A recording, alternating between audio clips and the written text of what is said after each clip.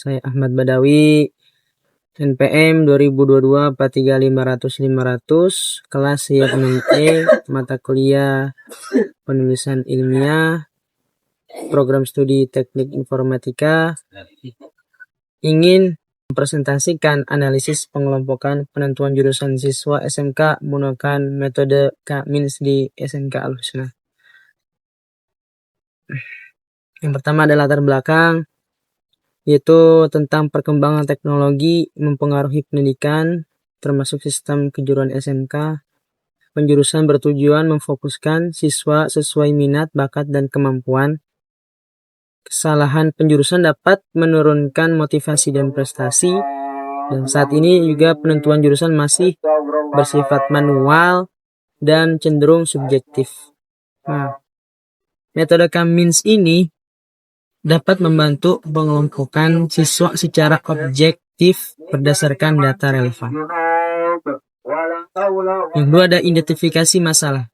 Yang pertama ada banyaknya siswa merasa jurusan tidak sesuai minat dan kemampuan. Penjurusan masih manual. Sistem pemilihan penjurusan masih bersifat manual dan hanya berdasarkan nilai akademik. Belum adanya sistem objektif berbasis data, dan juga perlu metode analisis data untuk keputusan penjurusan.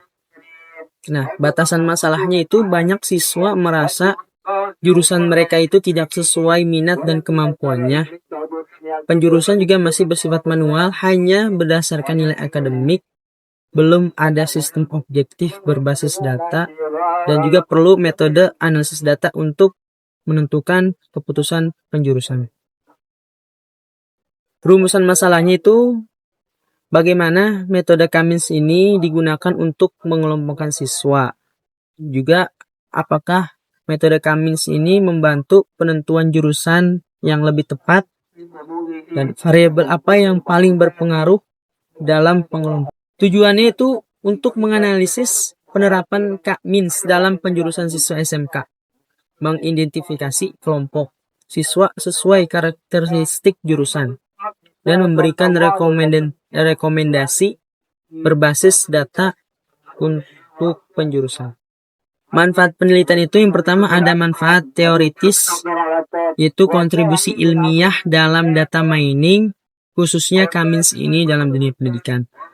Dan manfaat praktisnya itu membantu sekolah menentukan jurusan secara objektif dan meningkatkan efisiensi dan aktivitas proses penjurusan. Landasan teorinya itu yang pertama ada data mining, proses menggali informasi atau pola data besar dari data besar. Yang kedua ada clustering. Nah, pengelompokan data tanpa label, user verified. Nah, lalu ada K-Means, yaitu algoritma clustering berbasis centroid, membagi data ke cluster dengan jarak Euclidean. Dan penentuan jurusan SMK, menyelaraskan potensi dan minat siswa dengan bidang keahlian. Dan juga ada penelitian yang relevan. Yang pertama ada namanya, itu judul penelitian analisis peningkatan performa algoritma rekomendasi kolaboratif filtering menggunakan K-Means clustering, yaitu dibuat oleh Fadil tahun 2020. Nah, metodenya itu dengan menggunakan K-Means, dan hasilnya itu pada algoritma ini dapat mengkolaboratif filtering terbukti meningkatkan kualitas rekomendasi baik dari segi akurasi maupun efisiensi waktu pemrosesan. Selanjutnya ada judul penelitian tentang analisis pengelompokan jadwal mengajar guru di SMK Negeri 1 Stambat menggunakan metode K-Means clustering yang disusun atau dibuat oleh Utiono tahun 2025. Hasilnya ini, penelitian ini menerapkan K-Means terbukti mampu memberikan gambaran analisis terhadap distribusi kerja guru, serta mendukung pengambilan keputusan berbasis data dalam manajemen pendidikan. Selanjutnya ada judul penelitian tentang penerapan data mining untuk pemetaan siswa menggunakan metode clustering K-Means oleh penerapan data mining untuk pemetaan siswa berprestasi menggunakan metode. Nah, hasil penelitian itu membantu institusi pendidikan digunakan untuk analisis penentuan program studi. Selanjutnya ada judul penelitian tentang penerapan data mining untuk menentukan lokasi promosi sekolah dengan metode K-Means clustering.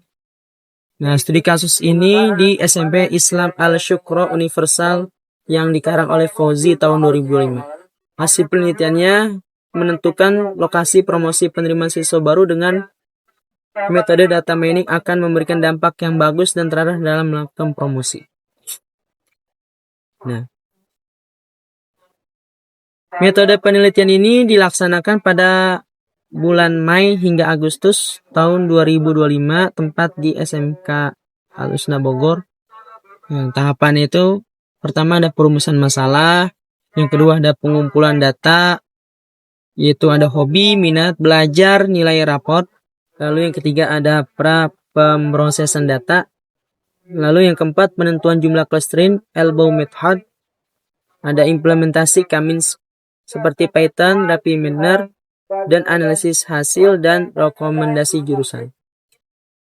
Ya, terima kasih presentasi dari saya. Kurang lebih maaf. Assalamualaikum warahmatullahi wabarakatuh.